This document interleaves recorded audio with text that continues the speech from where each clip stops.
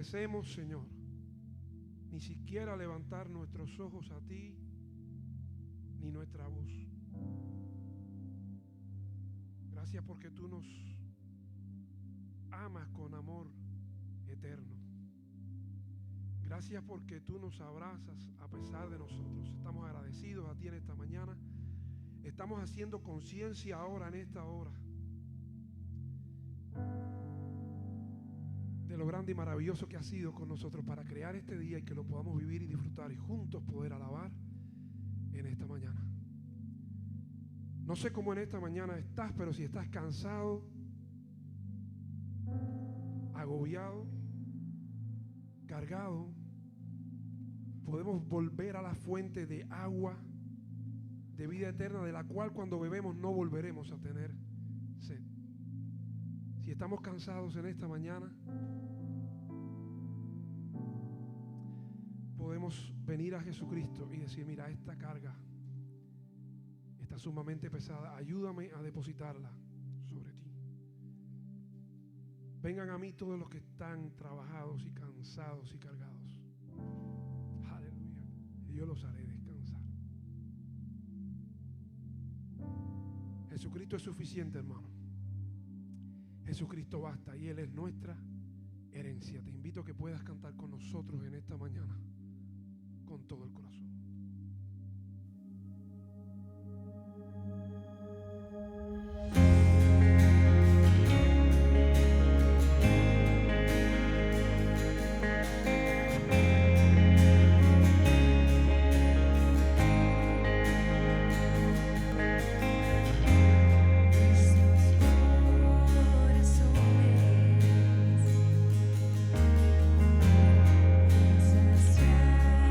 Saciado soy.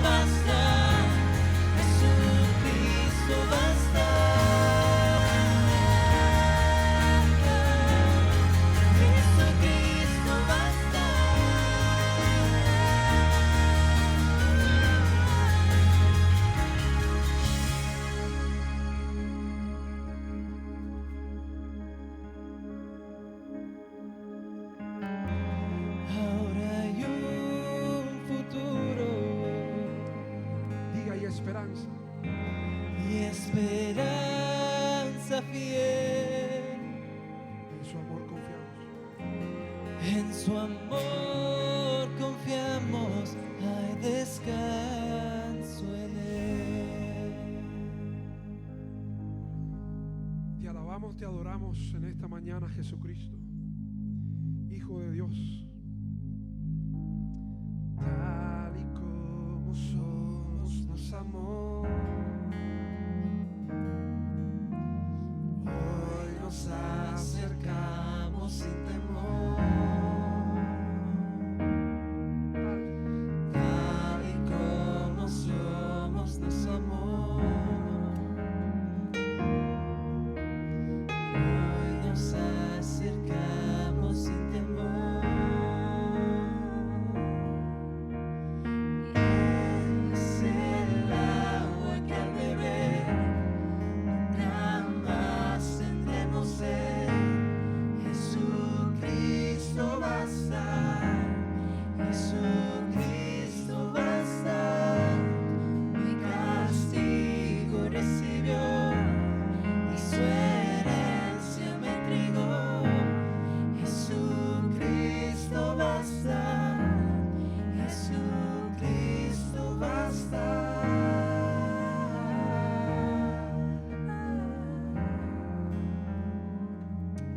Aleluya. Damos gracias en esta mañana por nuestro Salvador. Es todo suficiente y más que suficiente para nuestra necesidad en esta mañana. Traigamos a Él nuestras cargas, nuestras preocupaciones, nuestros temores, nuestras aflicciones, y recordemos aquellas palabras que dijo: vengan a mí todos los que están trabajados y cargados, y yo les haré descansar. Aleluya. Tenemos esperanza. Amén.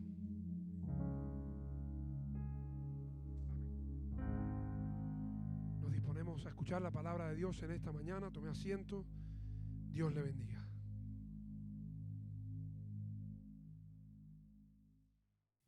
Buenos días, hermanos. Buenos días, qué bien. Hoy se ve que desayunaron bien, ¿eh? Qué bueno estar aquí, qué bueno es ver casi nuestro local ya bastante lleno. Después de tanto tiempo de pandemia, poco a poco vamos retornando a la normalidad. Y crea que ya pronto, yo anhelo el día en que estemos sin caretas, ¿eh? Todo el mundo, wow, eso sería algo tremendo. Eso sería algo espectacular. Pero bueno, paciencia, que ya llegará el día. Y damos gracias a Dios por todos ustedes aquí presentes. Quiero comenzar el sermón de hoy contando una ilustración. Cuentan que Luis XII, rey de Francia, tenía muchos enemigos antes de ascender al trono. Y cuando fue hecho rey, al fin ya fue coronado, el hombre se dedicó a elaborar una larga lista de todos los que habían sido sus enemigos antes de él ser rey. A pesar de que no había internet, no había redes sociales, la lista se filtró en el reino, en la corte. ¿Y cuál fue la sorpresa? Que todos aquellos que abiertamente habían sido declarados enemigos de este hombre, que ahora era rey, se enteraron de que en la lista tenían puesta al lado una cruz negra. En cuanto estos enemigos se dieron cuenta que ellos salieron huyendo despavoridos, se fueron a tierras lejanas, se perdieron, se fueron. A lo que el rey tuvo que tomar una decisión. Bueno, le dijo que regresaran, que él los perdonaba y que no había ningún problema. El asunto era que lejos de lo que ellos pensaban, de que esa cruz negra significaba que los estaba condenando, marcando en la lista para vengarse de ellos ya cuando tuviera el poder, el hombre dio una explicación tremenda. Dijo: no, regresen, yo les prometo que están perdonados. Simplemente les puse la cruz para recordarme de Cristo. Ustedes, mis enemigos, tratar de imitar a aquel que estando aún en la cruz, siendo crucificado por sus enemigos, dijo: Padre, perdónalos porque no saben lo que hacen. Y yo puse para que no se me olvidara nunca de que aun cuando usted era mi enemigo, yo debía actuar como Cristo. Qué tremenda enseñanza nos muestra esta ilustración. Porque de forma similar, Dios pone la cruz en un lado y sobre los pecados de los creyentes arrepentidos y nos perdona. ¿Cierto o falso? Qué bueno saber que por la cruz de Cristo tenemos perdón. Hoy tú y yo somos perdonados gracias a la cruz de Cristo. Pero aún así, la mayoría de la humanidad desafía a Dios violando sus preceptos y rebelándose contra sus mandamientos. La gente quiere vivir su vida sin que nadie le diga qué hacer. El ser humano es dado a no gustarle que le digan qué hacer. A ver, ¿a cuánto les gusta que les digan qué es lo que hay que hacer? A nadie nos gusta. Pero respecto al pecado, eso es muy peligroso, porque Dios tiene su ley establecida y el hombre no quiere acatarla. Por eso el hombre quiere vivir en anarquía. Por eso el hombre quiere trazar su propio plan de vida sin contar con Dios. Algunos creen en Dios a su manera. ¿Ha escuchado esa frase? ¿Creo en Dios a mi manera? Sí, yo creo en Dios. ¿Cómo que no? Oh, sí. Lo que a mi manera. Eso ya seguro para comenzar es que no va a ninguna iglesia. Eso es lo primero que tú imagínate, te puedes imaginar cuando te digan que alguien cree en Dios a su manera. Lo otro es que seguro considera a los cristianos como unos fanáticos. No, yo soy creyente pero no fanático. ¿Has escuchado eso alguna vez? Es la manera que tienen de tratar de evadir responsabilidad con Dios. Otros creen que el cielo y el infierno no existen y por lo tanto venir a la iglesia y ser cristiano no tiene sentido. Es una de las grandes mentiras que Satanás le ha hecho creer a la humanidad. Lo cierto es que el mundo está lleno de un caos espiritual tremendo y lo más triste es que la gran mayoría de las personas ignora el pecado o simplemente no le importa. Y querido amigo que estás aquí presente o que quizás estás siguiendo online este mensaje, si te sientes desorientado sobre este tema, me gustaría ayudarte un poco para que entiendas algo. El pecado es el gran problema de la humanidad. ¿Qué es el pecado? Es todo aquello que hablamos, decimos o pensamos que va en contra de la ley de Dios. Hay dos palabras en la Biblia esenciales que nos van a ayudar a entender qué es el pecado. En el Antiguo Testamento encontramos la palabra hatad, del hebreo hatad, que significa errar al blanco, fallar al blanco. Y en el Nuevo Testamento encontramos la palabra amartía, en el griego, que significa lo mismo, pero además le da un poco otro matiz. No solo que fallas el blanco establecido, sino que das en el blanco equivocado. ¿Y qué significa esto aplicándolo al pecado? Simplemente como tú y yo al pecar erramos al blanco. Bueno, el hombre fue hecho a la imagen de Dios, con el objetivo de vivir en santidad como Dios vive. Por lo tanto, erró al blanco cuando desobedeció ese propósito. Pecó. Tú y yo erramos al blanco cuando no cumplimos el propósito de Dios en nuestra vida. Otras de las definiciones que nos da la Biblia sobre pecado es transgresión o infracción de la ley de Dios. Usted está violando, está rompiendo, está quebrantando la ley que Dios que ha establecido, sus estatutos, sus mandamientos. También impureza moral y pensamientos malvados. ¿Por qué el pecado también está aquí? ¿Se acuerdan de aquel famoso pasaje donde Cristo, hablando con los fariseos y los escribas, les dice: aún aquel que mira a una mujer que no es la de él para codiciarla está pecando, está adulterando su corazón?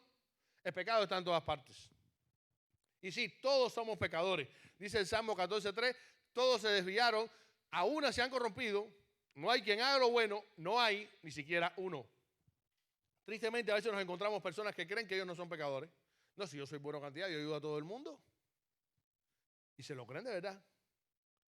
Cuando yo era pequeño, Allá, fíjense, estoy hablando allá en Melena del Sur, en aquel pueblecito recóndito, había poquitica gente en el templo. Recuerdo una campaña evangelística y recuerdo que el pastor preguntó a las muy pocas personas que habían ahí, y visitas habían habido 2 o 3, que levantara la mano aquel que creía que no tuviera pecado. Y una mujer levantó la mano.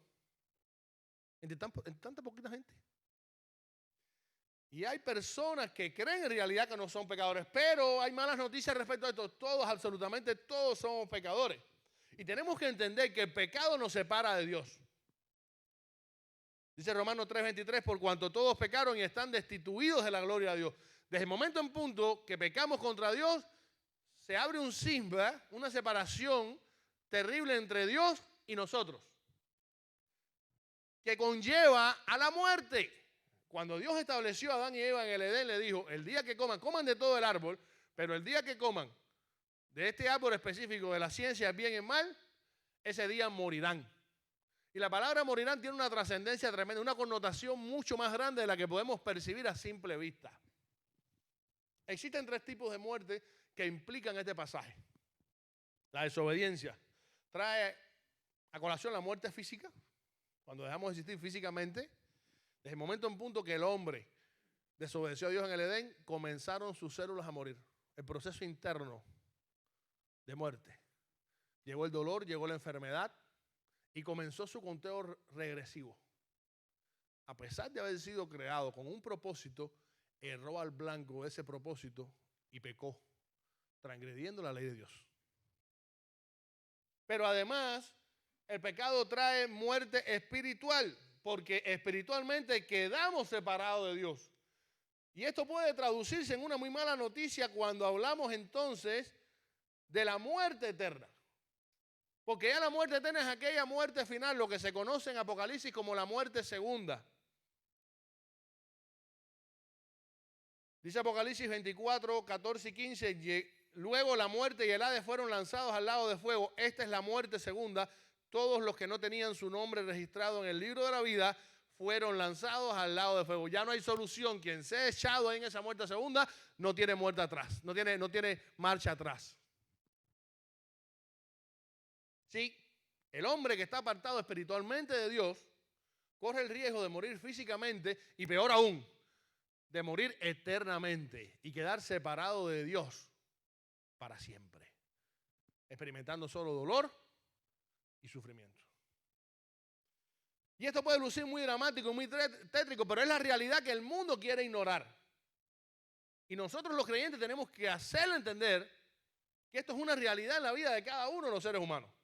Pero bueno, hay una buena noticia en medio de todo esto, y es que hay solución para el pecado, y la solución es Jesucristo, solo Jesucristo. Romanos 6:23 dice, pues la paga que deja el pecado es la muerte, pero el regalo de Dios es la vida eterna por medio de Cristo Jesús, nuestro Señor. Y esto implica que entonces el hombre puede pasar de muerte a vida espiritual por medio de su fe en Jesucristo. Escucha bien esto, amigo que me estás viendo online o que estés aquí presente. La única manera de restablecer nuestra relación rota por el pecado con Dios es a través de Jesucristo. Cristo dijo, yo soy el camino, la verdad y la vida. Nadie viene al Padre si no es solamente por mí. No son las religiones, no son las buenas obras, no es la elevación del alma, no es la práctica de cualquier otro tipo de creencia lo que te va a reconciliar con Dios. Es solamente, exclusivamente Jesucristo. Y le damos gracias a Dios porque todos aquellos que hemos aceptado a Cristo como Salvador de nuestras vidas hemos depositado nuestra fe en su sacrificio en la cruz del Calvario. Le damos gracias a Dios que ya por eso hemos sido liberados del pecado. ¿Cierto o falso? Ya no somos esclavos del pecado. Ahora, ¿quién es nuestro Señor? Ya nuestro Señor, nuestro amo no es el pecado, es Jesucristo. Por lo tanto, ahora vivimos para Él. Ahora somos esclavos de Cristo, somos siervos de Cristo. Pero ojo con esto, y aquí es donde empieza a complicarse la cosa. El hecho de que tú y yo seamos ya creyentes, de que tú y yo ya hayamos aceptado a Cristo, de que ya seamos considerados hijos de Dios, de que ya estemos sellados con el Espíritu Santo para salvación eterna, no implica que no tenemos que lidiar con el pecado diariamente. Así de terrible y de maligno es el pecado que sigue al acecho e incluso de los hijos de Dios. Y ahí tenemos que actuar, manos a la obra. ¿Qué hacemos? Hay que hacer algo. ¿Qué tenemos que hacer tú y yo como creyentes? Tenemos que tener mucho cuidado.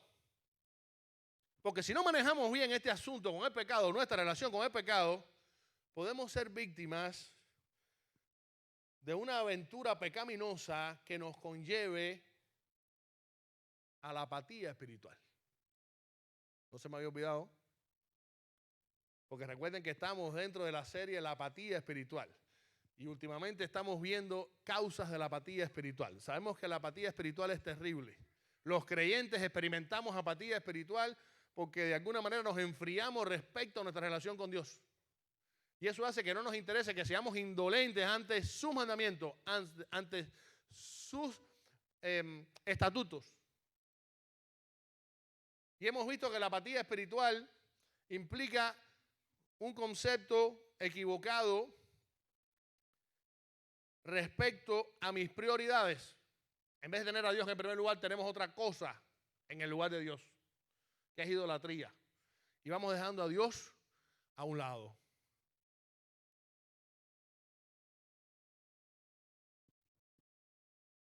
Habíamos visto que la apatía espiritual tenía como causa muchas veces la avaricia, el afán y las riquezas. La semana pasada hablamos de las amistades no creyentes, incrédulas. Y hoy vamos a hablar de una cuarta causa. ¿Cómo lidiar con el pecado después de convertidos? ¿Qué hacer para mantener una comunión con Dios correcta?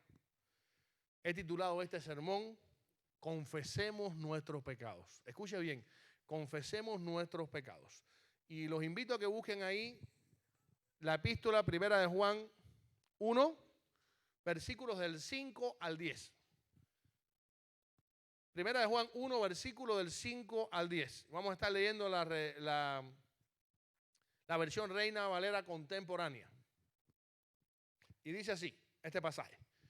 Este es el mensaje que hemos oído de Él y que le anunciamos a ustedes. Dios es luz y en Él no hay tiniebla alguna. Si decimos que tenemos comunión con Él y vivimos en tinieblas, estamos mintiendo y no practicamos la verdad. Pero si vivimos en la luz, así como Él está en luz, refiriéndose a Cristo, tenemos comunión unos con otros y la sangre de Jesús su Hijo nos limpia de todo pecado. Si decimos que no tenemos pecado, nos engañamos a nosotros mismos y la verdad no está en nosotros. Ojo con este pasaje que va a ser el centro del sermón hoy. Si confesamos nuestros pecados, Él es fiel y justo para perdonar nuestros pecados y limpiarnos de toda maldad. Si decimos que no hemos pecado, lo hacemos a Él mentiroso y su palabra no está en nosotros. A simple vista parecen verdades elementales del cristianismo, pero les voy a explicar qué sucede. ¿Cuál es el contexto histórico en el que Juan escribe estas palabras a la iglesia primitiva? Concentrémonos finales del primer siglo cristiano. Las iglesias primitivas cristianas estaban siendo invadidas por falsos maestros y falsas doctrinas que estaban violentando la verdadera doctrina de los apóstoles. Y una de esas corrientes filosóficas era precisamente el gnosticismo. Gnosticismo viene de la palabra gnosis, que significa conocimiento. Y el gnosticismo fue uno de los enemigos más terribles de la iglesia primitiva por 3 siglos. Por 300 años el gnosticismo estuvo azotando la iglesia. Pero ¿qué planteaba esta corriente filosófica para afirmar que era tan peligrosa? Bueno, los gnósticos, que fueron muy influenciados por filósofos como Platón. ¿Han oído hablar de Platón? No es un plato grande, estoy hablando de filósofo griego. Ah, sí, yo tengo un Platón en la casa que servimos la carne de puerco, que hay una comida familiar. No, me refiero a Platón, el gran filósofo griego antiguo. Bueno, influenciados por alguien como Platón, promovían el dualismo, afirmando que la materia era inherentemente mala, mientras que el espíritu era inherentemente bueno. Por lo tanto, ellos, a pesar de que le atribuían a Cristo cierta forma de deidad, lo consideraban como cierto Dios, negaban su humanidad para preservar lo demás, porque supuestamente todo hombre era pecador y practicaba el pecado, y todo lo que fuera materia era malo y conllevaba pecado. Eso lo creían ellos. También decían tener cierto conocimiento especial. Ellos se sentían como iluminados. Eran como una iluminación exclusiva que los otros no tenían y ellos sí, y que solo los iniciados en su corriente filosófica podían experimentar. Pero incluso ellos decían que eso era superior a las Sagradas Escrituras, esa experiencia que ellos tenían. Creían además que como la materia era mala y solo el espíritu era bueno, se podía practicar el pecado, porque como no valía la parte material, entonces se podía, ¿qué cosa? Pecar deliberadamente, que no había problemas. Y todo esto, tales posiciones herejes que ya hemos visto, destruían el concepto doctrinal cristiano de que Cristo, a pesar de ser Dios, tenía que ser 100% hombre también. ¿Estamos claros en esto o no? Sí, solo Dios puede reconciliarnos con Dios, pero a su vez alguien tenía que entregar su sangre como cordero, como sacrificio, sangre inocente, el único hombre que no pecó, Jesucristo. Dios pero hombre, si no, no hubiera podido morir en la cruz por nosotros. Y eso atacaba el centro de la doctrina cristiana. Si la gente en la iglesia comenzaba a creer en el gnosticismo y a practicar sus postulados, entonces degradaban a Cristo y el sacrificio de Cristo no tenía validez. Además, podían pecar deliberadamente porque al final lo que importaba era tu vida espiritual. Hay personas que les encanta espiritualizar su vida. Hermano, ¿vas a ir a la iglesia? No, pero yo en espíritu estaré contigo, en espíritu estaré con ustedes. Hermano, vamos a visitar, a repartir. No puedo, pero en espíritu estoy, repartiendo flyers por el barrio. Hermano, vamos a repartir comida en la comunidad. No puedo ir, pero en espíritu estoy. ¡Oh, aleluya! Me meto un aleluya atrás para que luzca más espiritual la cosa. Y a lo mejor su relación con Dios está como terrible. Se justifican. Les encanta espiritualizar las cosas. Bien. Tenemos que entender que es en este contexto que Juan escribe este pasaje. Y el anciano apóstol comienza en el versículo 5 mostrándonos lo siguiente. Este es el mensaje que hemos oído de él y que les anunciamos a ustedes. Dios es luz y en él no hay tiniebla alguna. El propio Juan avala el criterio de que Dios es perfecto y no hay pecado en él,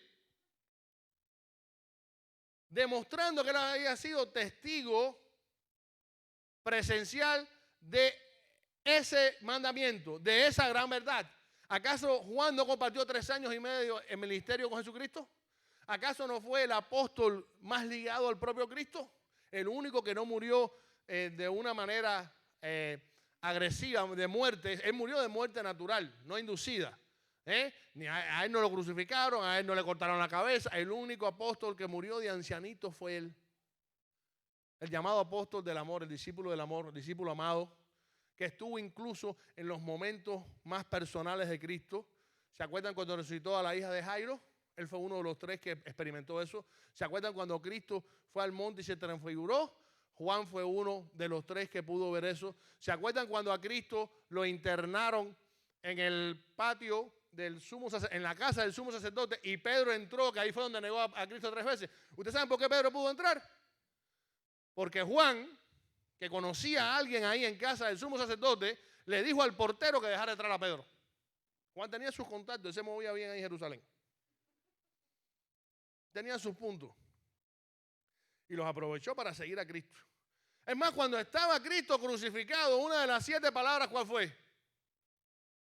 Madre, he ahí tu hijo. Hijo, he ahí tu madre. Y le encargó. Dice que desde ese día recibió a María, la madre de Jesús, en su casa. Óyame, si alguien había podido presenciar la grandeza de Cristo, fue Juan.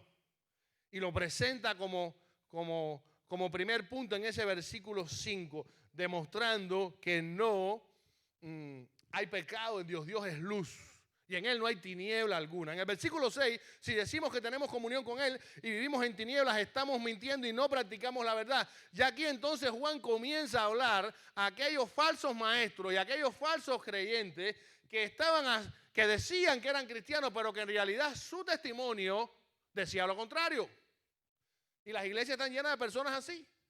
Personas que dicen ser muy cristianos los domingos, pero de lunes a sábado, algunos hasta asaltan bancos.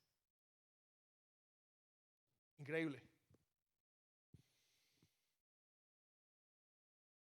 Y aquí introduce un tema clave para ti, para mí, para todo creyente: la comunión con Dios. Si decimos que tenemos comunión con Dios, pero vivimos en tinieblas, somos mentirosos y no practicamos la verdad. En otras palabras, quien dice ser cristiano, pero vive en pecado, está mintiendo y además no es creyente, no es salvo. Es un lobo vestido de oveja. Más adelante dice: pero si vivimos en la luz, así como Él está en luz, tenemos comunión unos con otros y la sangre de Jesús, su Hijo, nos limpia de todo pecado. Ya entonces aquí salta Juan, ¿para quiénes? Para los verdaderos creyentes, para aquellos que viven según la santidad de Cristo y están según como deben estar en el camino de la luz, tienen comunión unos con otros y por lo tanto son salvos porque la sangre de Cristo los ha limpiado de todo pecado. A esto también menciona Juan aquí. Fíjense que está mencionando a toda la variedad de personas que pudieran haber en esas iglesias. En esas iglesias que él sabía que estaban minadas por falsas doctrinas como el gnosticismo. Él comienza a mencionar la posición espiritual de cada una de las partes. Entre ustedes hay personas que dicen ser creyentes pero no lo son porque viven en pecado y porque su testimonio no avala su creencia. Por lo tanto, no son salvos, no son creyentes. Pero hay otros que sí. Hay otros que andan en luz, como Él está en luz, y tienen comunión unos con otros. Miren, la comunión que podamos disfrutar nosotros entre los hermanos es el reflejo de la comunión que podamos tener con Dios. Si usted está bien con Dios, créame que usted va a poder disfrutar de buena comunión con los hermanos. Pero cuando usted tiene problemas con los hermanos, créame que lo primero que tiene que analizar es cómo está su comunión con Dios. Porque una cosa depende de la otra. Wow. Qué gran verdad dice Juan aquí. Si decimos que no tenemos pecado, nos engañamos a nosotros mismos y la verdad no está en nosotros. Nuevamente disparándole al corazón de los gnósticos que decían que el hombre podía pecar porque al fin y al cabo lo que importaba era la parte espiritual del ser humano y por eso podía pecar deliberadamente. Estos gnósticos vivían de una manera desorbitada, anárquica. No, lo que importa es lo espiritual. Tu hombre carnal, como la materia es mala, hay que desecharla y no importa lo que hagas con la materia, no importa lo que hagas con tu cuerpo, cuando siempre Dios ha dejado claro que nuestro cuerpo es templo del Espíritu Santo. Y es entonces cuando caemos en el versículo central de este pasaje.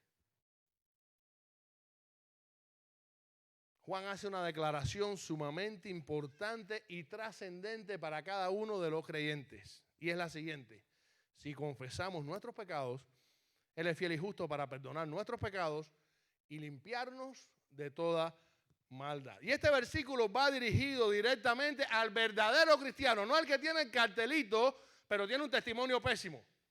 No aquel que va a la iglesia y dice ser hermano, pero vive en pecado. No aquel que no vive en la luz, que no le da importancia a la santidad, aunque diezme, aunque se congregue, aunque tenga liderazgo en una iglesia, sino al verdadero creyente. Y este versículo tiene al menos dos grandes verdades que me gustaría analizar con ustedes. Y la primera de esas grandes verdades es que la confesión continua de pecado es muestra evidente de salvación. Escuche bien, o lea bien también. La confesión continua de pecado es muestra evidente de salvación. Dice 1 Juan 1:9, primera parte del versículo: si confesamos nuestros pecados, y déjelo ahí en punto suspensivo. Confesión continua. Estamos hablando de que la confesión de pecado dentro del creyente debe ser parte de su estilo de vida. Mucha gente se han preguntado a través de la historia, y esta es una pregunta válida, esto es una duda válida que cualquiera de nosotros puede haber tenido o quizás tiene o puede tener durante su vida de creyente. ¿Seré yo salvo? ¿Se acuerdan cuando Cristo en la última cena dijo que alguien le iba a entregar y que era alguien que metía su mano con él en la mesa? ¿Qué empezaron a preguntar a la gente? ¿Seré yo, Señor? Yo menos que hace ahora todo el mundo empezaron a temblar las piernas. Caramba, Cristo está diciendo esto de nosotros 12. Ay, yo creo que yo amo a Dios, pero ven acá. Y si de pronto dejo de amarlo, habré hecho algo mal y Cristo lo sabe y yo no. Ay, mi madre, estaré yo fallando. Ay, seré que estaré aplicando mal la palabra de Dios en mi vida. A lo mejor tengo un pecado que, ay, Dios mío, seré yo, maestro. Y a veces nos pasa así. Sin embargo, empecemos a enfocarnos en esto. Comienza con un sí. O sea, con una condición. Solo si confesamos nuestros pecados, entonces sucederá la otra parte, que es el perdón que Dios nos da, por supuesto. Por lo tanto, tenemos que confesar nuestros pecados para ser perdonados por Dios. Tenemos esto claro. Y solo los que son perdonados por Dios son salvos. Pues sí, déjeme decirle que si usted ha dudado de su salvación, un buen ejemplo de que usted es salvo es que usted de manera periódica, de manera constante, continua, usted confiesa sus pecados a Dios. Una persona que no tiene el Espíritu Santo en su corazón no hace esto. No, ni le conviene ni le interesa. Así de sencillo. El término usado aquí para traducir como confesar, si confesamos nuestro pecado, ese término confesamos, cuando usted va al griego original, usted sabe qué idea transmite. Decir lo mismo que Dios dice acerca del pecado. En otras palabras, confesar aquí implica ver el pecado desde la perspectiva de Dios y no desde la nuestra. Porque hay veces que hay pecados que nos gustan, vamos a hablar claro. Hay veces que decimos, una mentirita es hasta piadosa. ¿No ha escuchado ese apellido? Mentirita piadosa. Y hay momentos en el que quizás usted puede justificar una mentirita piadosa. Y nos ha pasado a todos. Esto que le voy a decir nos ha pasado a todos. De pronto tu prima parió. Vamos al hospital. El Bati de Homestead. Cuando usted vea aquella criatura acaba de nacer, ¿a qué se parece esto? Usted se imagina los monstruos del Señor de los Anillos, algún qué sé yo, documental de Animal Planet, Discovery Channel, algo así, y usted no encuentra descripción para decir, para alabar al niño, porque no está bonito. Generalmente, mire, los niños acaban de nacer. No se deje engañar, por favor. A no ser que usted, alguna que otra cesárea, alguna que otra así lejana. Yo recuerdo 2, vaya. Pero usted tiene que decir que está lindo el niño. Porque si no tiene gracia. Porque si dice que es gracioso, entonces la madre va a pensar que el niño está feo. Ay, pero qué fuertecito. Ay, pero qué atlético. Ay, pero qué grande. No hay que decir que es lindo.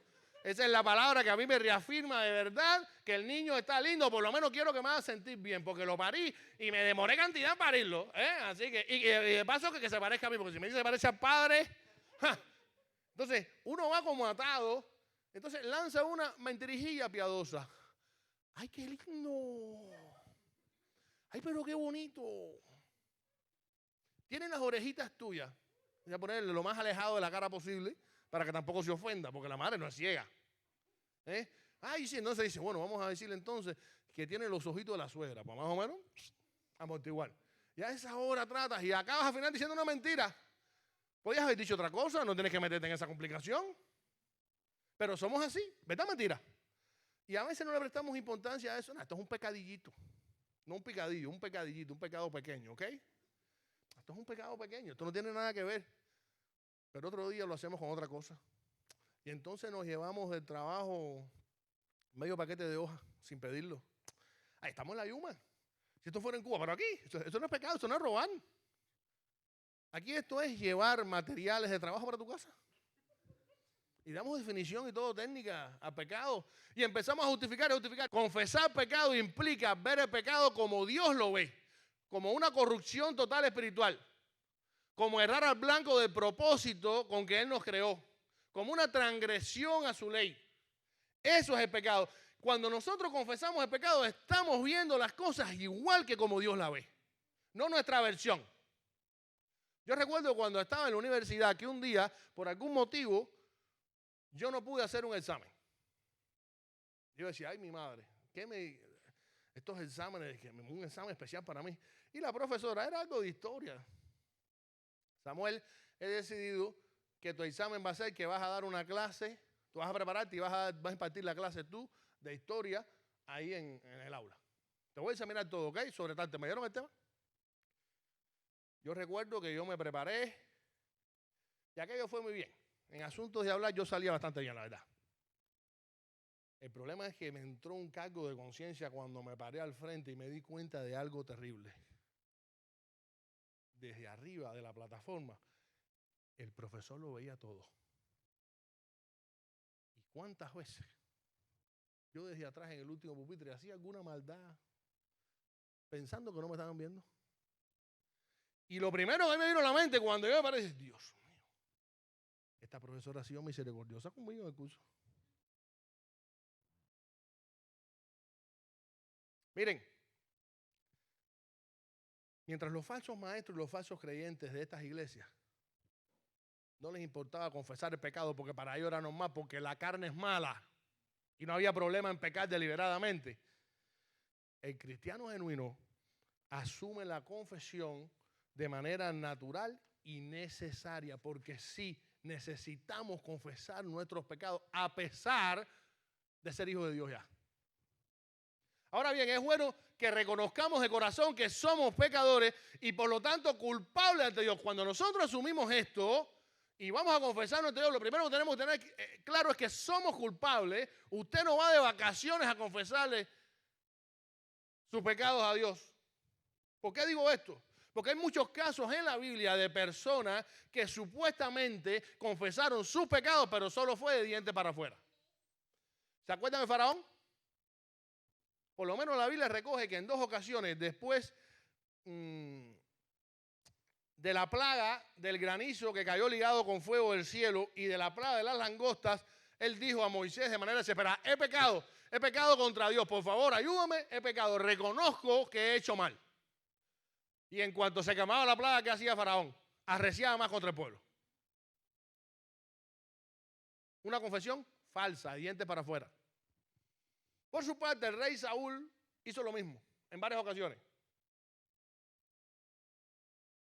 Cuando Dios le mandó a través del profeta Samuel a que exterminara a los amalecitas, que no dejara nada, que no dejara ni un ser viviente, ni animales, ni tomara botín, ni tomara nada, y él le perdonó la vida al rey, ¿se acuerdan? Al rey Agag. Y en eso llegó Samuel. Y también le perdonó la vida a varios animales. De los mejores animales los dejó. Con el pretexto de que iban a ser para holocausto a Dios. Y en eso llegó Samuel. ¿Qué has hecho? No, mira, el problema es que yo le perdoné la vida al rey y a estos animales, pero locamente has actuado. Y Samuel dice que cortó en pedazos al rey Agag, que estaba contento cuando lo llamó su presencia. Seguro que ya todo pasó, ahora seguro me restauran la libertad. No, lo cortó.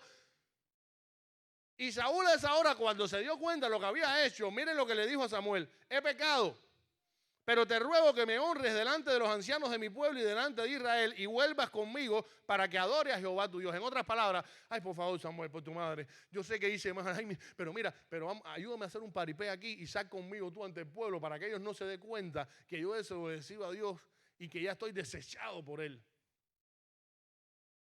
Una confesión falsa. De hecho, cuando David le perdonó la vida a Saúl en el campamento, a pesar de que Saúl lo perseguía para matarlo, y Saúl se dio cuenta de que David pudo haberlo matado y no lo hizo, miren lo que le dijo. Entonces dijo Saúl: he pecado, vuélvete, hijo mío David, qué cariñoso, que ningún mal te haré más, porque mi vida ha sido estimada preciosa hoy a tus ojos. He aquí, yo he hecho neciamente y he errado en gran manera. ¿Se acuerdan? Errar a blanco. He pecado en gran manera, he cometido un pecado contra ti y contra Dios. Vuélvete, hijo mío. ¿Verdad que tú eres justo? Lo siento mucho, no lo haré más. ¡Mentira! Eso fue de dientes para afuera. Después de esto, Saúl aumentó la parada de sus iniquidades. ¿Y qué decir del pueblo de Israel? Que vez tras vez pedía misericordia cada vez que estaba esclavizado por algún enemigo. Dios venía, lo restauraba, estaban un tiempo alabando a Dios y después nuevamente tras la idolatría de pueblos paganos. Un ciclo que se repetía constantemente. Todos confesaron, he pecado, pero de dientes para afuera. Y por eso es bueno que entendamos que nuestra confesión de pecado debe tener al menos 3 ingredientes. 3 ingredientes que no pueden faltar para que sea genuina nuestra confesión. El primero de ellos es la sinceridad. Hay personas que confiesan algún pecado, estamos hablando ya de creyentes, recuerden que esto de confesión de pecado es para los creyentes, para los que hemos aceptado a Cristo. Juan se está refiriendo aquí a los creyentes. Y hay creyentes que a veces acuden a confesar algún pecado, pero solo a medias. A la hora de confesarlo, están en su oración íntima, le cuentan a Dios su versión de los hechos. Sabiendo que hay una segunda parte ahí que no me conviene mucho, porque entonces voy a quedar culpable y yo no quiero quedar culpable. Yo quiero que Dios entienda que culpable es el otro. Por lo tanto, esta persona actúa de una manera tan infantil. Porque mire, querer ocultarle a Dios la verdad, ¿creen ustedes que tenga sentido? Pero cuando uno hace esto, es una muestra de que está tan perdido. Tan lejos de Dios, está tan dañada tu relación y tu comunión con Él, que crees poder engañarlo. Fíjense lo mal que estamos. Otros solo tratan de aparentar una confesión. Wow. Para quedar bien. No, yo lo hago para que su conciencia quede ¿cómo? Limpia. No, porque después por la noche me dan unos olores de cabeza y unos zumbidos y no puedo dormir. No. Ese es el Espíritu Santo. No, esa es la conciencia tuya que te está recomiendo. El Espíritu Santo está dolido porque tú no has confesado el pecado correctamente. Lo cierto es que cuando un verdadero creyente, por cualquier razón, oculta su pecado, en vez de confesarlo, su vida se va a ir consumiendo, como se consume la hierba seca ante el sol. El rey David experimentó esta triste situación, este triste estado del alma, y lo reflejó en el Salmo 32. Salmo 32 es espectacular. Una especie de oración en la que David muestra qué había en su interior antes de confesar su pecado y después de confesarlo. Lea ese Salmo cuando pueda. Miren lo que dice Salmo 32, 3 y 4. Mientras no confesé mi pecado, escribió David, mi cuerpo iba decayendo por mi gemir de todo el día, pues de día y de noche tu mano pesaba sobre mí. Como flor marchita por el calor del verano, así me sentía decaer. David se sentía en un estado de agonía espiritual tremendo que repercutía en su estado de ánimo y en su cuerpo mismo. Yo estoy seguro que esto nos ha pasado a muchos. A mí me ha pasado.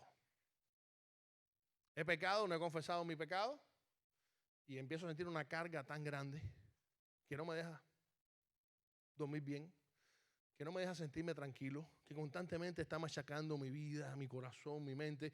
Y es el Espíritu Santo, dice David, tu mano sentí sobre mí.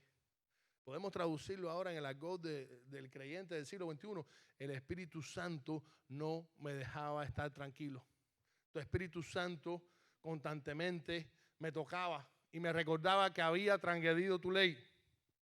Pero es que Dios exige sinceridad total para que nuestra confesión sea aceptada y nuestro pecado perdonado. De hecho, lo vemos en un versículo más adelante, en versículo 5 de este Salmo. Mi pecado te declaré. Al fin David salió de su enfermedad espiritual, de su letargo, de su agonía. Mi pecado te declaré y no encubrí mi iniquidad. Dije, confesaré mis transgresiones a Jehová y tú perdonaste la maldad de mi pecado. Óigame. No hay nada más sabroso que dormir como placenteramente sin cargo de conciencia de nada. Imagínense cuando estamos hablando de nuestra relación con Dios. David solo pudo estar tranquilo y disfrutar la paz de Dios cuando confesó su pecado. Y cuando lo hizo de corazón, sinceramente. Cuando no intentó ocultar absolutamente nada. Si alguien podía hablar de este estado del alma, era David. ¿Por qué tiempo estuvo ocultando él su adulterio y su asesinato? A ver, ¿por qué tiempo fue? Según la Biblia, ¿qué tiempo David estuvo ocultando su adulterio con Betsabé y el asesinato de Urías Geteo? ¿Se acuerdan? Por 1 año. Hasta que llegó el profeta Natán y lo confrontó con su pecado. Y David reconoció instantáneamente: he pecado. Y Natán le dijo: pues has sido perdonado. Dios ha tenido misericordia de ti, pero la espada no se irá de tu casa. Y tendrás que recoger muchísimos resultados de tu pecado. Qué diferente hubiera sido la vida de David si él hubiera confesado su pecado instantáneamente. Qué año de agonía. ¿Usted se ha puesto a pensar en eso? Durante ese año, él sabiendo que si alguien sabía quién era Dios, era él. Dios se había manifestado en su vida de una manera especial. Desde antes que David fuera célebre y matara a Goliat, dice la Biblia que él mataba leones y osos, siendo un teenager, que venían a devorar a las ovejas. ¿Ustedes creen que un muchachito de 12 años puede hacer eso? No. Era Dios que estaba con él. David desde niño había encontrado el poder de Dios en su vida. Él sabía, si alguien sabía quién era Dios, era él. Y sin embargo, fue capaz de ocultarle a Dios por 1 año 2 terribles pecados, sabiendo que Dios lo sabía. Qué paradójico es esto. Pero cuando caemos en las garras del pecado y de la apatía espiritual, no empezamos a darle la prioridad a Dios que merece y comenzamos a priorizar otras cosas. Gracias a Dios, la sinceridad de David hizo que su estado deplorable espiritual cambiara radicalmente. Y después de confesar su pecado, pudo recibir el perdón de Dios y con ello la felicidad y la dicha divina. Pero no solo debemos ser sinceros, también debemos arrepentirnos genuinamente. Dice el Salmo 38, 18, por tanto confesaré mi maldad y me contristaré por mi pecado. Vamos a ser sinceros, ¿cómo nos sentimos nosotros cuando le fallamos a alguien que queremos mucho, que estimamos mucho? Bueno, a lo mejor si usted deja embarcado a un conocido suyo de la infancia que hacía rato no veía y le prometió algo y no lo cumplió, a usted no le importa tanto, porque al final su relación con esa persona prácticamente es inexistente. Pero cuando usted a su mejor amigo, a su hijo, a su madre, a su hermano, a un hermano de la iglesia muy querido, le queda mal, ¿cómo se siente uno? Wow, quiero enmendar esto, ¿qué más me siento? Siente como un dolor. Bueno, ese debe ser el arrepentimiento genuino que debemos tener cuando venimos a confesarnos ante Dios. Es imposible que la verdadera confesión de pecados de un creyente no esté acompañada de un arrepentimiento genuino. Porque dice la Biblia que cuando pecamos, el Espíritu Santo que está dentro de nosotros se contrista, se duele. De tal manera que nos lo transmite a nosotros. ¿Sí o no? Y nosotros también nos percatamos de que estamos haciendo mal, de que estamos en pecado y que por lo tanto necesitamos ponernos a cuenta con Dios, arreglar nuestra solución. Necesitamos recobrar nuestra comunión con Dios y solamente podemos resolverlo a través de ¿qué? ¿A través de qué? De la confesión de pecado. Esto no se trata únicamente de corregir algunos defectos de nuestra personalidad o de adquirir alguna nueva rutina religiosa. No, eso no es arrepentimiento genuino. Arrepentimiento genuino es devolverle de forma total a Dios la rienda de nuestra vida.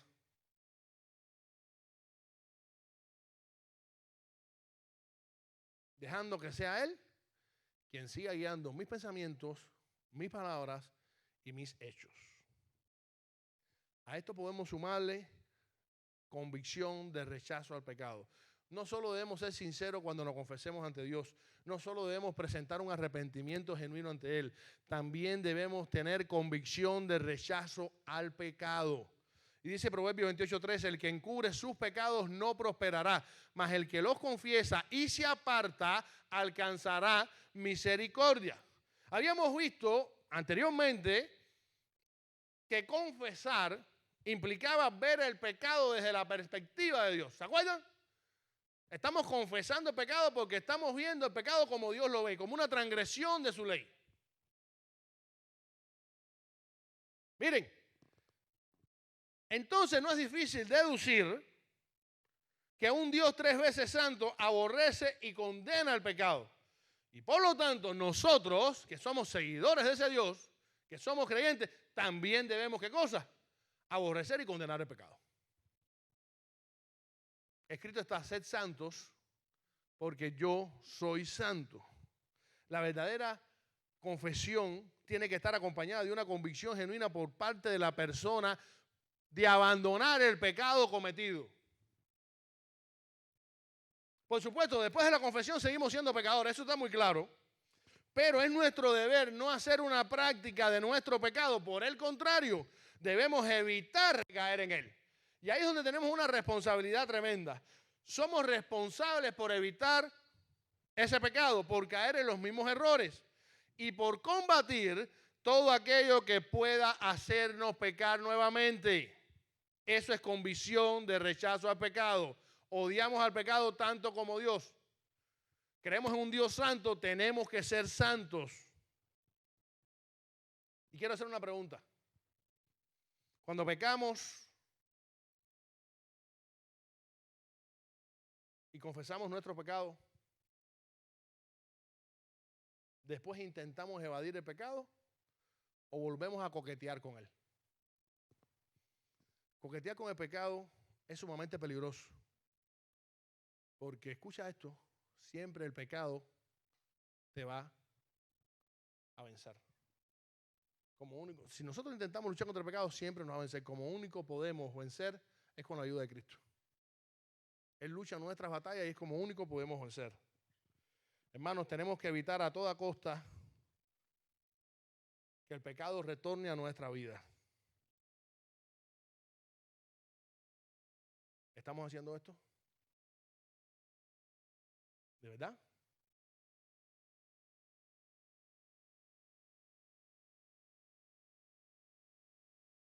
Conocí a un profesor de un seminario en Dallas y director de ese seminario por muchos años, en un evento internacional que participé en Dallas, de líderes de jóvenes, y él contó una anécdota que me llamó la atención y que viene muy bien aquí a colación. Cuenta que un día, ante la clase, en mi primer día de clase, él dio una bienvenida a todos los alumnos nuevos, alumnos de muchos países de Latinoamérica y de Estados Unidos. Él les explicó cómo funcionaba el ministerio, la universidad, los exhortó a vivir en santidad, que era lo más importante. Y después que terminó su culto, oró para que Dios dirigiera a cada uno de los estudiantes que comenzaban el nuevo curso. Estudiantes que eran creyentes todos, por supuesto. Se estaban preparando para hacer ministerios de evangelismo y misioneros en varios lugares del mundo. Y cuenta este hombre que ese día por la noche le tocan la puerta en su oficina. Y cuando él abre era uno de los alumnos que estaba ahí. Uno de los alumnos más aventajados y mejores recomendados de la clase. Con una laptop en la mano. Digo, profesor, usted ha dicho algo que me ha llegado al corazón. Y yo quiero servir a Dios. Yo le pido que me guarde mi laptop hasta que se acabe el curso. Y él le dice, pero ¿cómo? Al principio no entendió, pero ¿cómo la laptop, ¿con qué vas a hacer los trabajos? Y dice, prefiero hacerlo a mano. Si quiero vivir en santidad, tengo que evitar el pecado. Y todos los días yo entro en esa laptop a sitios que no debiera entrar. Ayúdame. Y por todo el semestre el profesor se quedó con la laptop de ese muchacho. Estaba teniendo problemas de adicción con la pornografía. Qué buena reacción de él. Y cómo dejó claro al profesor que necesitaba ayuda. Mire, estoy luchando contra esto. Eso es convicción de pecado. ¿Estamos haciendo lo mismo?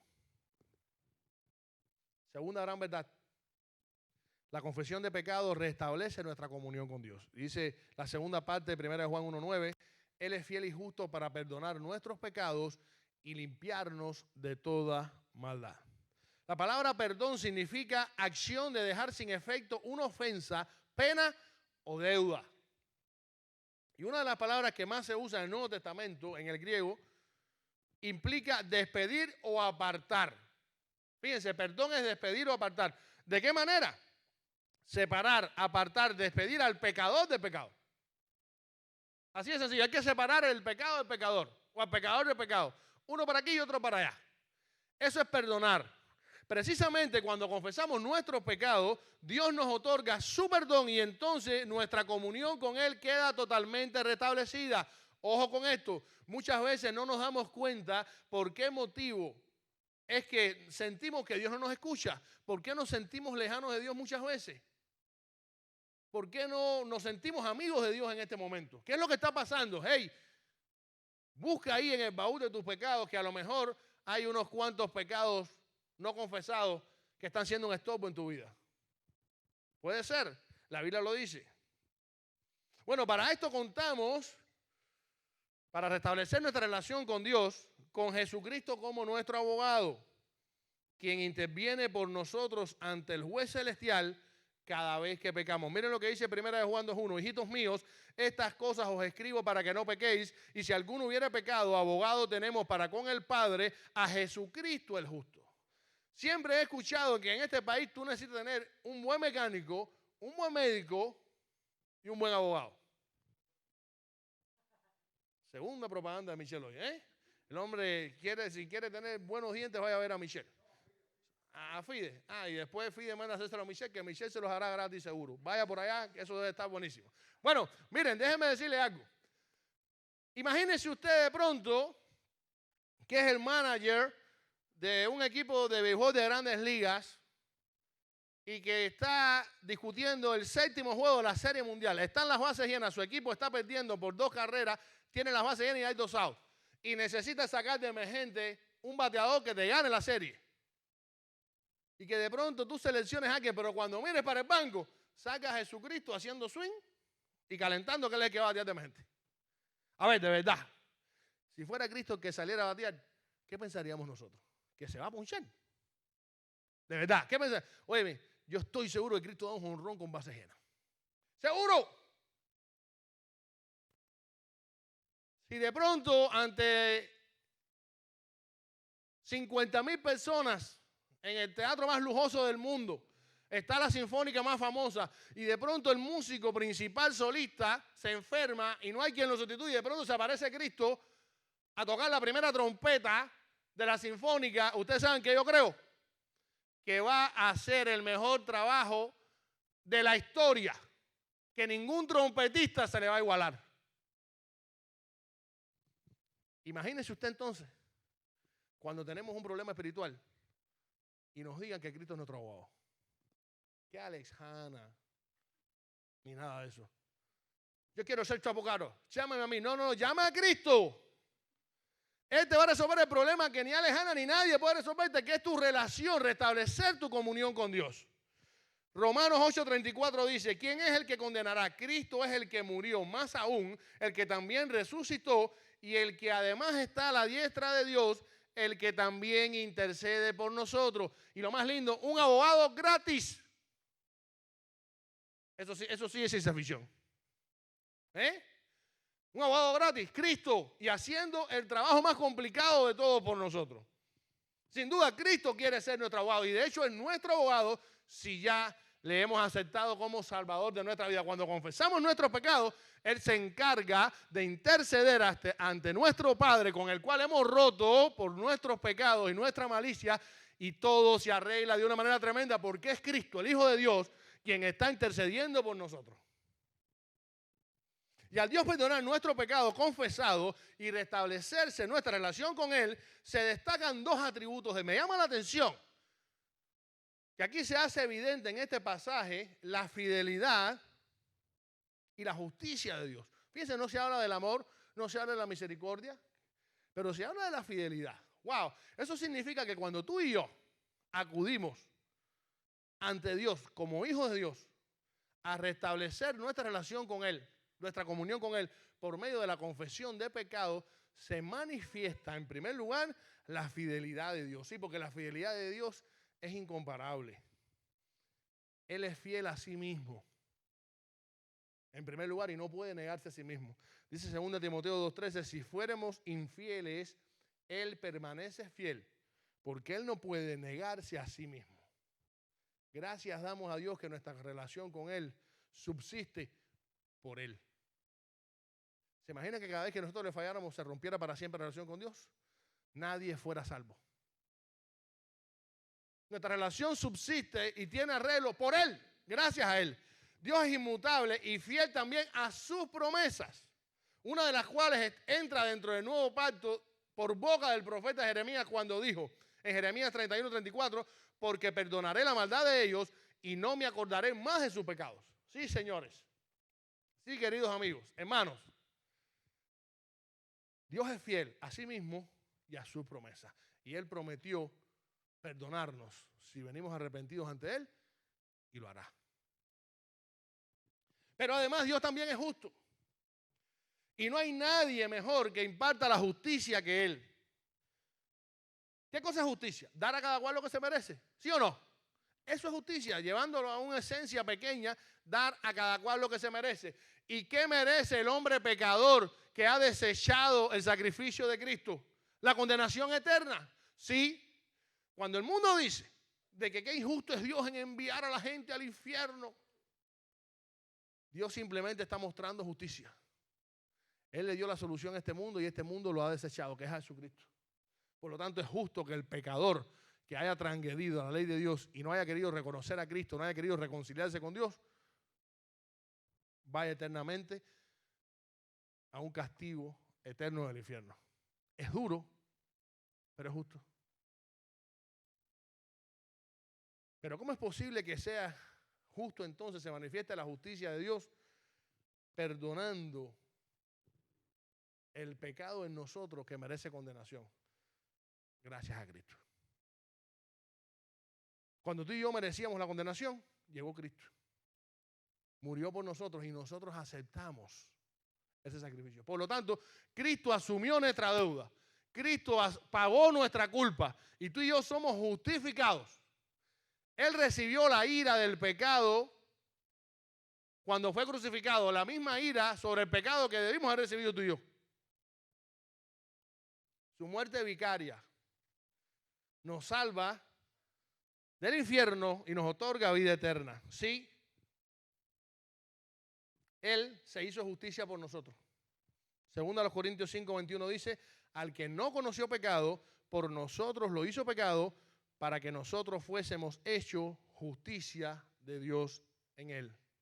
Dios es justo cuando condena a la eternidad a aquellos que no han querido aceptar el sacrificio de su Hijo, y también lo es cuando les otorga perdón de pecados a aquellos que han creído en Cristo como su único y suficiente Salvador. Dios es justo siempre. Por eso cuando usted ve actuar a Dios de una manera que a usted no le luce bien, piense que nuestro ser es tan limitado que simplemente no podemos entender incluso los atributos de Dios. Porque Él es justo siempre. Es bueno que entendamos algo y con esto estamos terminando ya. Y es que el perdón al que se refiere Juan aquí, de nosotros cuando confesamos, nosotros los creyentes cuando confesamos nuestros pecados para restablecer nuestra comunión con Dios, no es un perdón judicial, como si estuviéramos en un juicio, no.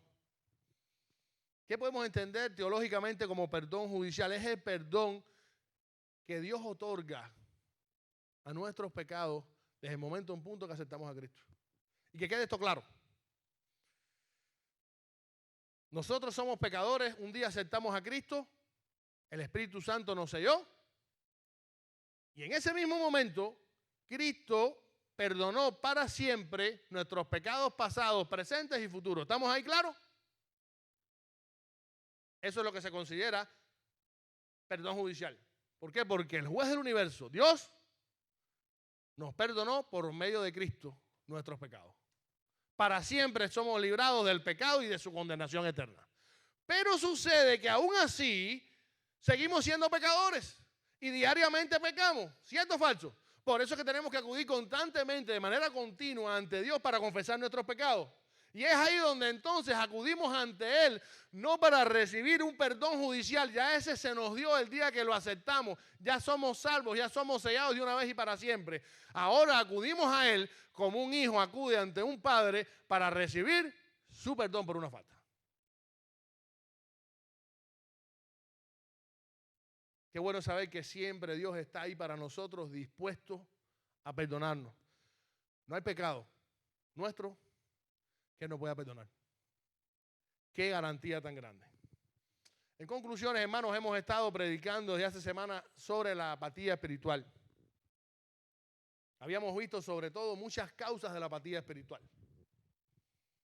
Como dijimos al principio, el afán y la ansiedad, la avaricia, las amistades incrédulas, pero hoy agréguele una cuarta causa. Los pecados no confesados. Hagamos un autoanálisis. Recuerde que cuando no confesamos nuestros pecados, se afecta nuestra comunión con Dios. Pero los verdaderamente afectados somos nosotros. Cuando rompemos relación con Dios, ¿qué sucede? Nos perdemos sus bendiciones. Nos alejamos de Él. Dios sigue siendo Dios y nosotros nos hundimos en nuestra miseria cada vez más. Nos sentimos solos, lejos, vacíos.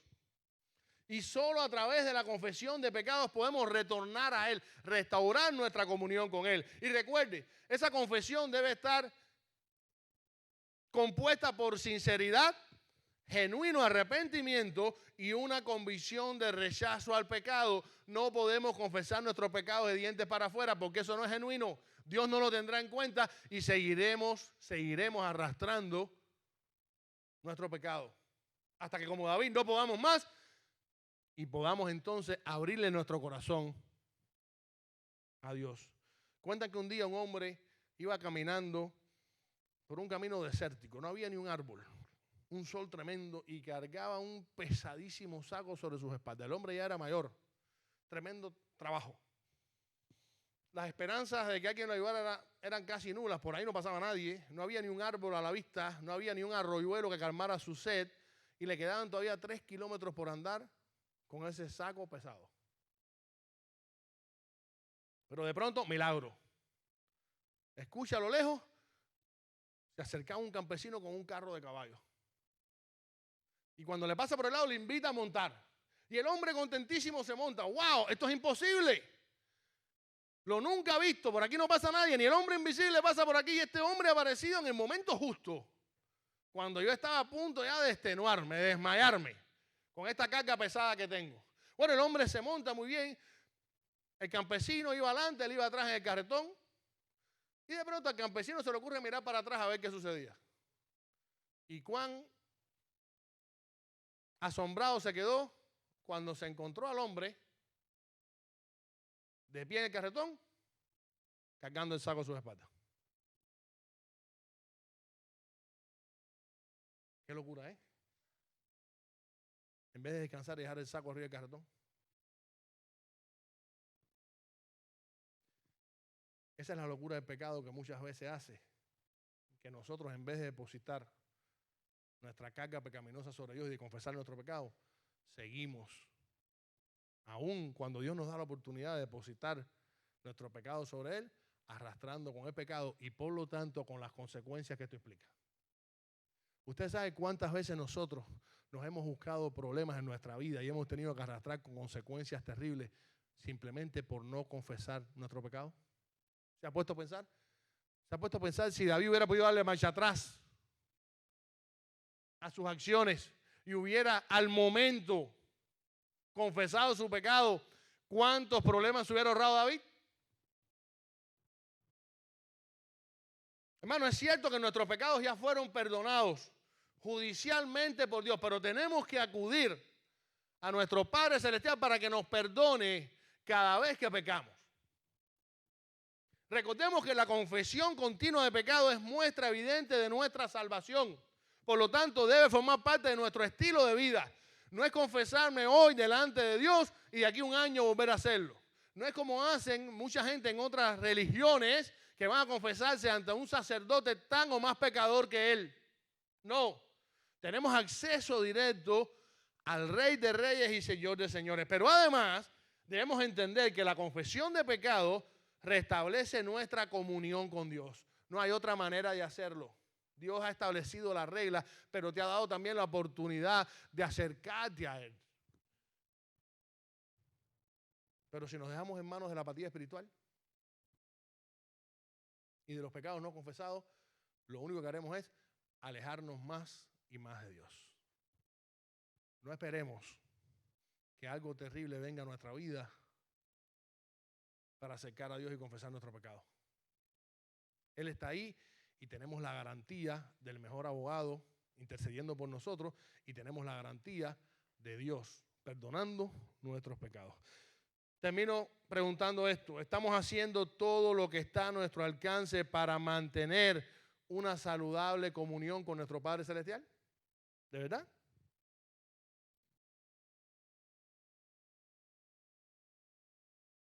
Pues si no lo estamos haciendo, yo te invito a que en este caso imites al rey David. Este hombre, a pesar de cometer pecados tan grandes, se arrepentía de una manera así de grande también delante de Dios, que llegó a escribir esto. Salmo 19:12. ¿Quién podrá entender sus propios errores? Líbrame de los que me son ocultos. David era un hombre tan conforme al corazón de Dios que aun cuando era tan pecador, sentía la necesidad de que Dios le perdonara incluso aquellos pecados que él ni se daba cuenta que cometía. Así de justo y de santo era David. Señor, yo sé que soy tan malo y tan miserable que diariamente peco contra ti y ni siquiera me doy cuenta. Perdóname, Dios. Quiera Dios que podamos tener esto en cuenta y quiera el Señor que si ahora mismo nuestra comunión con Él no está en sus mejores tiempos, podamos confesar nuestros pecados. Sí, quizás hay un pecado oculto ahí que no hemos confesado. Recuerda que la confesión de pecado es nuestra herramienta para restablecer nuestra comunión con Dios. Ya fuimos perdonados una vez y para siempre de nuestros pecados, pero ahora, como un hijo quiere que su padre le perdone una falta, acudimos a Dios cada vez que pecamos. Quiera el Señor que podamos entender esto y que podamos aplicarlo a nuestra vida. Vamos a orar.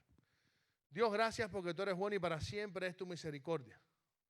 Gracias porque siempre podemos acudir a ti para confesar nuestro pecado.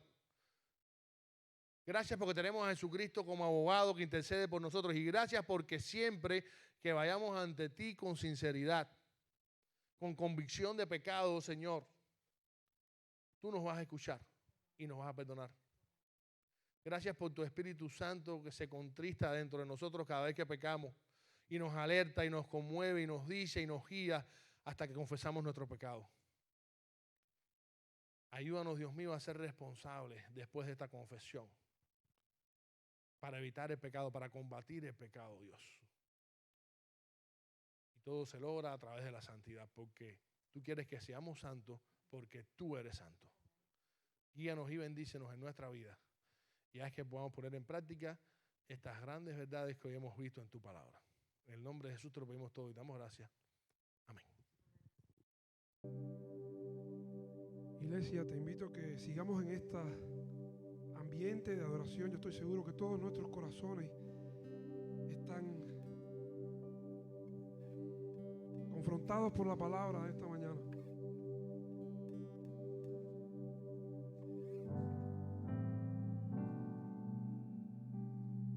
No sé si recuerdas este antiguo canto, pero te animo a que podamos adorar y orar juntos en esta hora. Quebranta mi corazón, quebranta mi vida, te entrego mi voluntad a ti. Todo lo que soy, Señor, todo cuanto tengo es tuyo. Yo quiero menguar para que crezcas tú.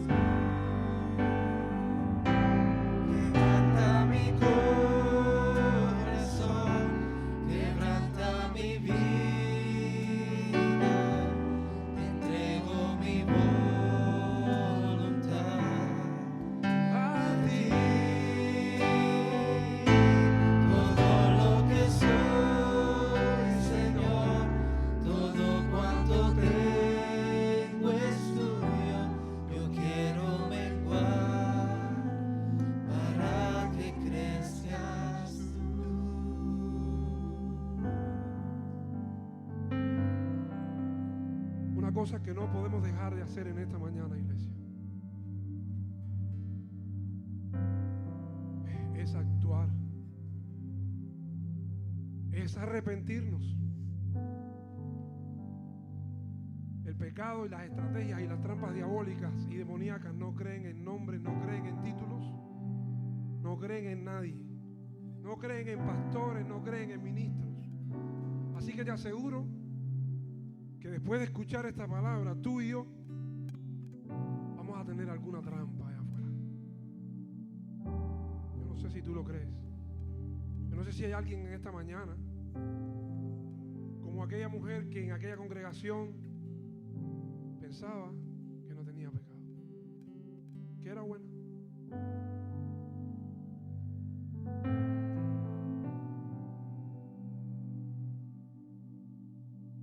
El Señor tenga misericordia de nosotros. Aprovecha estos instantes en que estamos aquí. De nada nos vale haber escuchado esta palabra en un mundo donde se predica poco del pecado, porque hay temores, es incómodo.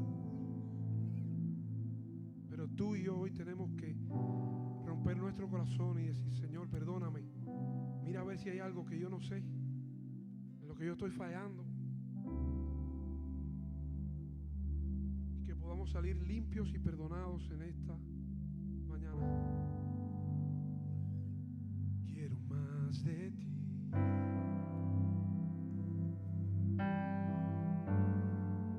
Y habitar en tu presencia.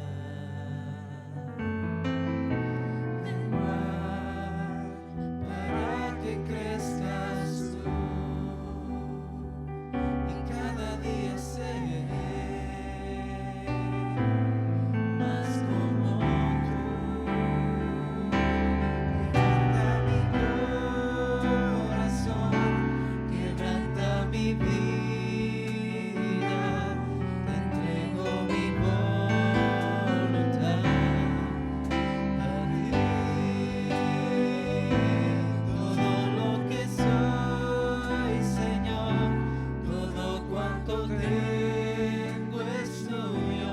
Yo quiero menguar para que crezcas tú.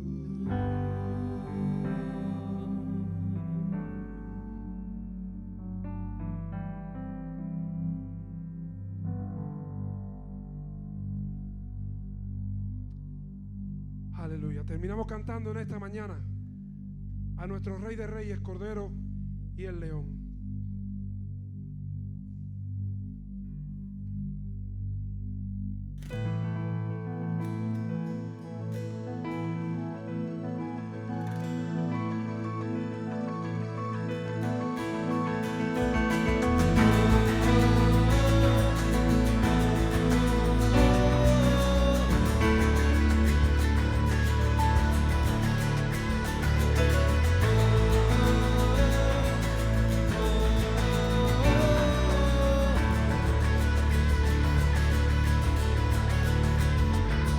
Me viene con poder, todo reino lo verá.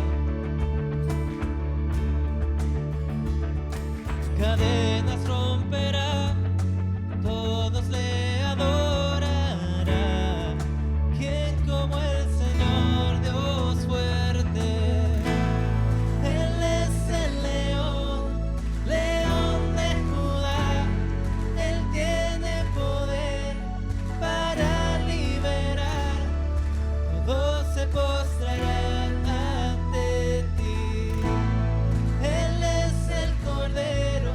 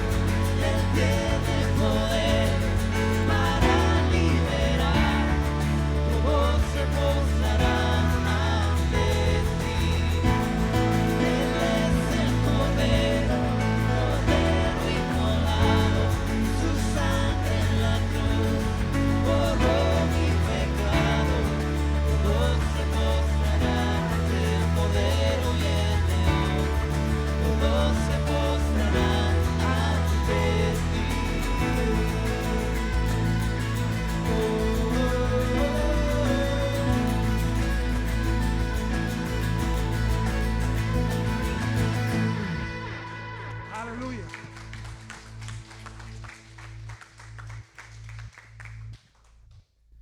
Bueno, antes de despedirnos, queremos saludar. Por aquí tenemos a la abuelita Areldi que nos está visitándonos. Welcome back. Después de una temporada, está con nosotros aquí. Qué bueno. Dios le bendiga, hermana. Qué bueno estar aquí, que esté con nosotros aquí. Todos sean, bueno, ya están más que bienvenidos. Ya casi nos vamos, ¿no? Pero qué bueno haber pasado este tiempo. Quiero recordar que todos los viernes a las 8:30 estamos aquí orando. ¿Cuántos creen que es importante orar? Importantísimo. Pues eso es lo que hacemos todos los viernes a las 8:30. Y cuando oramos como iglesia, esto es tremendo, ¿eh? Todos arrodillados con un solo sentir, pidiendo unánimes al Señor. Creo que es importantísimo. Así que están invitados 8:30 aquí en este mismo local de la noche, todos los viernes a orar. El domingo, 10 de la mañana, 12 meridiano, 2 servicios similar a este. Por favor, recuerde, sea responsable y trate de inscribirse, trate de reservar porque ya se están llenando las localidades y tenemos que sacar bien los cálculos para si se llena algún servicio, ¿no? Pero bueno, le damos gracias a Dios porque ya está mejorando la asistencia, porque ya estamos retornando a la normalidad y estoy loco ya porque todos andemos sin careta aquí, ¿eh? Qué bueno sería eso. Queremos también recordar que si usted desea ofrendar a nuestra iglesia puede hacerlo online. Usted va a alcancemiami.com y ahí va a encontrar la manera de hacerlo. Si quiere hacerlo de manera física, ahí tenemos un buzón de ofrendas y cuando usted vaya a salir, deposita ahí su ofrenda en ese buzón. Así que gracias por estar aquí. Recordar que esta semana, el martes, nuestro hermano Ernesto comienza un tratamiento especial. Y yo quisiera ahora mismo tener una oración por esto. Vamos a orar para que el Señor ponga su mano y una vez más manifieste su poder y su gloria en la vida de Ernesto. Que sea él quien dirija ese tratamiento. Y nosotros como iglesia a orar ahí humillados delante de Dios, a pedir al Señor misericordia, intercediendo por Ernestico y dejando en manos de Dios todo este procedimiento. Así que si podemos, vamos a virarnos hacia Él, como hemos hecho otras veces, y vamos a extender nuestras manos y vamos a orar por Él.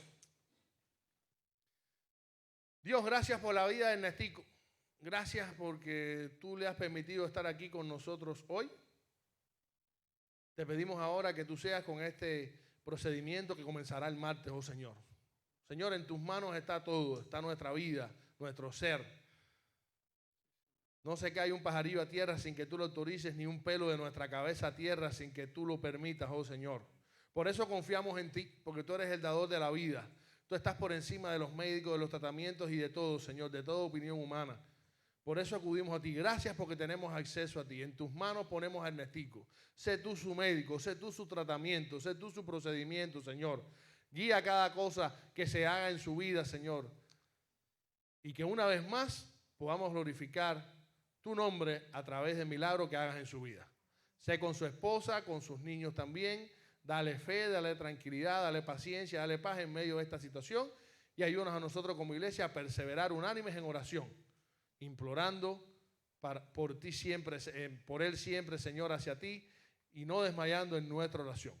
Guíanos y bendícenos y gracias por todo lo que tú nos das. En el nombre de Jesús te lo pedimos todo. Amén.